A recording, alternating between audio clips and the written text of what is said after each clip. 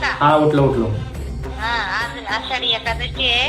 अच्छा, आज आहे काय आषाढी एकादशी? मंदिरात जा विठ्ठलाच्या दर्शनाला. हा, मंदिरात जातो मी. हो.